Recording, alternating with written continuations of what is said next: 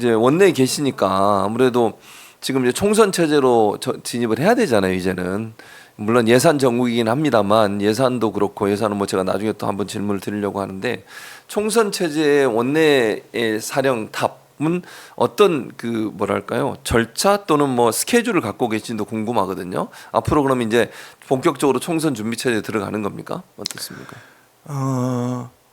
총선은 이제 그 이재명 당대표님 중심으로 예.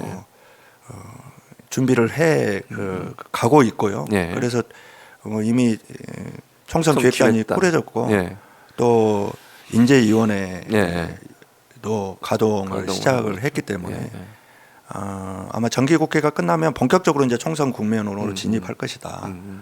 이렇게 생각을 하고 있고요. 원내는 우리 그 의원님들이 성과를 내는 그런 의정 활동을 하실 수 있도록 뒷받침하는 것이고 또 총선과 관련된 것이라고 한다면 결국 의정 활동을 통해서 더불어민주당이 뭔가 성과를 보여주고 또 지금 같은 어려운 시기에 국민들이 체감할 수 있는 그런 법안과 예산 또 정책으로 그 민주당이 총선에서 승리할 수 있도록 준비를 해나가는 것이 가장 중요한 과제이기 때문에 원내 지도부와 당 지도부 간의 긴밀한 협력을 통해서 저희 그 민주당이 국민의 신뢰를 다시 회복하고 총선 승리를 이룰 수 있는 그런 기반을 마련하는 데 있어서 더 노력하도록 하겠습니다. 그럼 이제 예산 정국이니까 예산에도 전략이 필요하지 않겠어요? 지금 이제 윤석열 대통령 정부에서 예산이 넘어왔으니 이걸 이제 심의를 해야 될 텐데 원내 뭐 대표단도 이걸 어떤 방향, 그러니까 방향성이 있어야 되지 않게 어떤 예산은 반드시 확보한다. 또 어떤 예산은 이거는 좀 줄여야 되겠다. 이런 전략들이 있을 텐데 대체적으로 큰 그림에서 그러면 원내 대표단이 갖고 있는 예산 정국의 전략은 어떤 게 있습니까? 지금 상황을 먼저 좀 말씀을 드리면 예산 심사는 정부가 예산안을 제출을 하면 상임위에서 그 예산안을 심사를 하고 상임위 의결을 거쳐서 예산결산특별위원회로 이렇게 넘기게 됩니다. 지금 이제 일부 상임위는 예산 심사가 끝나서 의결특위로 넘어간 상임위도 있고요. 아직 상임위 심사를 진행하고 있는 것도 있습니다. 근데 이제 법정 시한이 있기 때문에 예결특위는 종합심사, 부별심사를 마치고 지금은 이제 예산심사 소위원회 활동에 이번 주부터 들어갔거든요. 아마 이번 주는 감액 심사를 하고 다음 주는 증액 심사를 하는 그런 식으로 진행이 될 것 같은데 뭐 총평을 해보자면 정부 예산안은 정말 민생을 무시하고 국민을 무시한 그런 예산안이다. 저희는 그렇게 판단을 하고 있고요. 정말 무책임하고 무능력한 그런 정부 모습을 보여주는 예산안이라고 봐요. 정부가 세수 추계도 제대로 잘못하고 또 부자 감세를 실행하면서 세수 감소가 뭐 60조 원에 육박하는 그런 상황이 됐잖아요. 그럼에도 불구하고 긴축 뭐 건전재정의 이름으로 긴축 예산을 짜서 국민들이 이 어려운 시기를 넘길 수 있는 그런 따뜻한 예산이 돼야 되는데 전혀 그렇지 못한 상황이잖아요. 그래서 저희들은 일단 권력기관 예산이나 또는 불효불급한 예산 또 일종의 홍보성 이런 예산 같은 것들은 반드시 감액해야 된다. 이렇게 생각을 하고 있고요.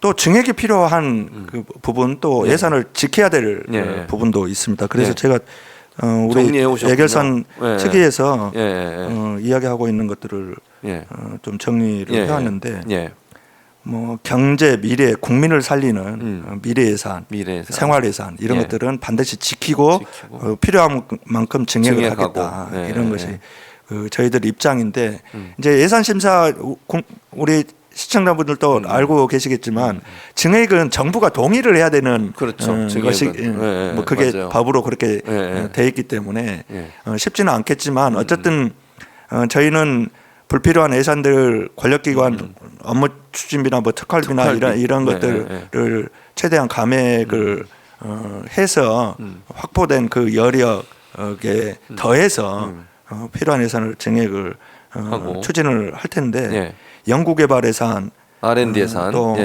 RE100 대비한 재생에너지 투자, 저출생 대책 이건 반드시 필요한 예산이잖아요.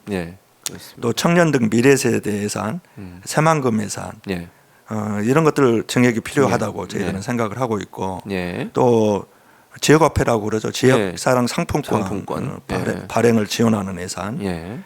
또 청년들 교통비 지원하는 그런 예산.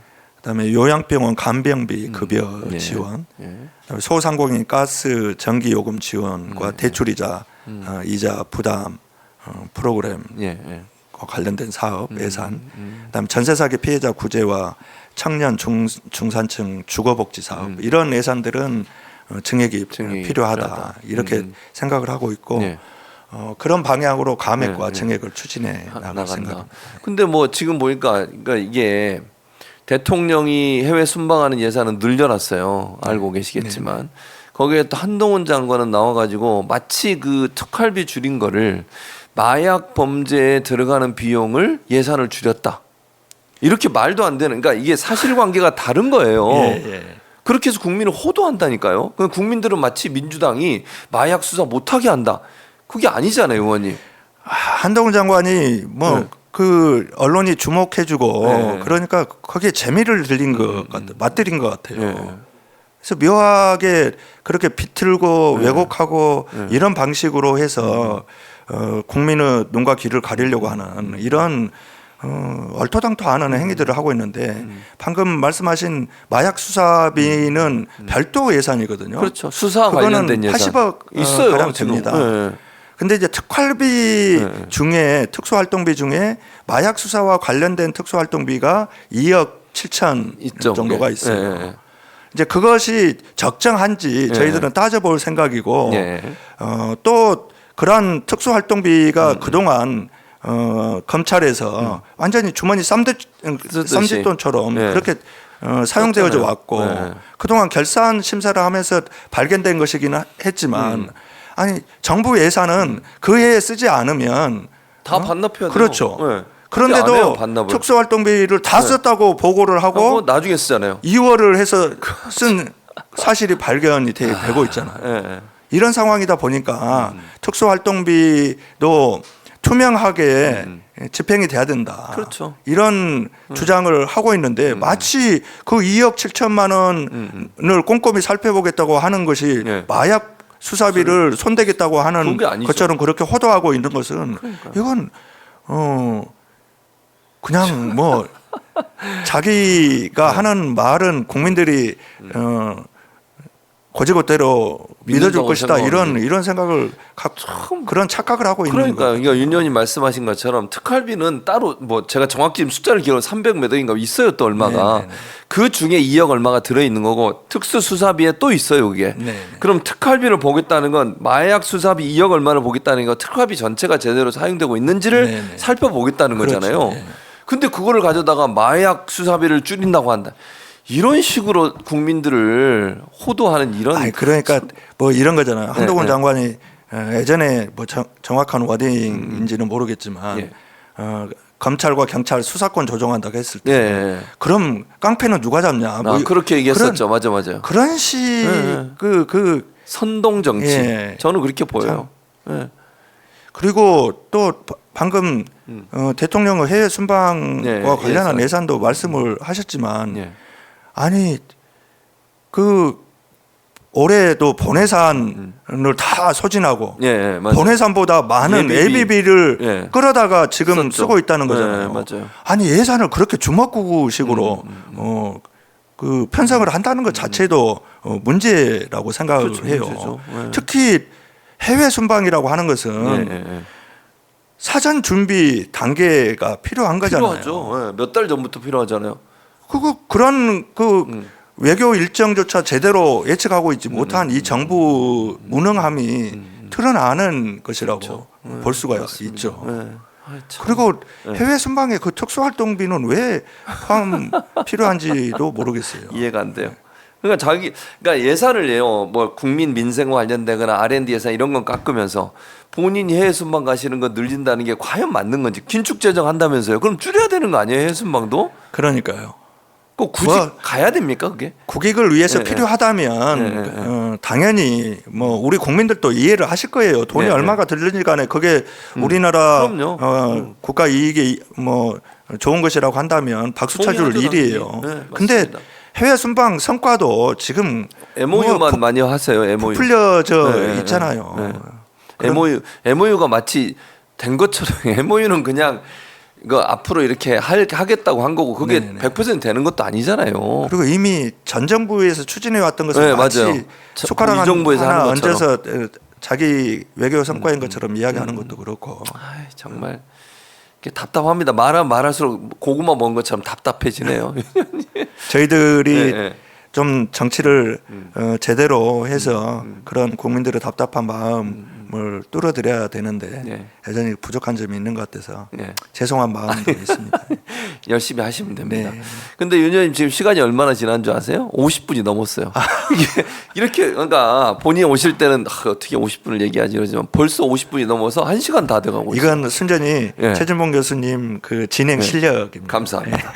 그냥 받겠습니다. 그 칭찬을. 어쨌든 윤 의원님 오셔가지고 진솔하게 여러 가지 얘기들 본인 그냥 생각하는 거 쭉 이렇게 풀어주셔서 너무 감사해요. 진심이 묻어나는 답변들이었다는 생각이 들고 이제 마지막으로 이제 지역구 주민들 계시잖아요. 아마 지역구 주민들에게 인사 한번 하시고 마쳤으면 좋겠습니다. 저는 늘 감사한 마음을 안고 삽니다. 정치 신인이었던 윤영덕 저에게 아낌없는 지지와 성원을 보내주시고 또 제가 힘들어 할 때마다 격려가 되고 언덕이 되어주신 우리 지역구 주민 여러분께 정말 감사드리고요. 그 은혜에 보답하기 위해서라도 제가 부족한 것 채우면서 한 번 더 야무지게 이 정치를 해보고 싶습니다. 늘 관심 가져주시고 윤영덕이 제대로 올바른 정치를 할 수 있도록 성원과 지지 아낌없이 보내주시면 고맙겠습니다. 그 성원과 지지를 바탕으로 더 열심히 일하는 의원이 되겠습니다. 네, 아이고 감사합니다. 역시 진국이네. 제가 얘기한 게 최강욱 의원이 보증한 윤영덕. 이렇게 제가 정리를 하겠습니다. 그래서 진국 중에 진국. 정말 그 뭐라 그러죠? 우리가 그 소 뼈 같은 거 곰국이라고 그러잖아요. 그걸 삶으면 삶을수록 진국이 드러나는 것처럼 이렇게 뭔가 겉으로 막 이렇게 막 화려하진 않지만 그 속에 진심이 묻어나고 열심히 하려는 마음도 보이고 이런 부분들이 저는 윤 의원님 만나서 얘기하면서 제가 느꼈던 경우입니다. 그건 이제 최강욱 의원도 그렇게 얘기하셨고 저도 말씀 나누면서 그런 생각이 들었는데 앞으로도 좋은 의정 활동 해주시고 원내대변으로서 정말 국민을 속 시원하게 해주는 그런 좀 논평 발표해 주시기 바라고 정부 윤석열 정부 잘못한 거 따끔하게 좀 혼내주는 그런 논평도 기대하도록 하겠습니다. 더 열심히 하겠습니다. 오늘 와주셔서 감사드리고 함께 인사드리겠습니다. 채보라 오늘 함께해 주신 여러분 고맙습니다. 저희는 목요일 날 다시 여러분 찾아뵙도록 하겠습니다. 함께해 주셔서 고맙습니다. 감사합니다.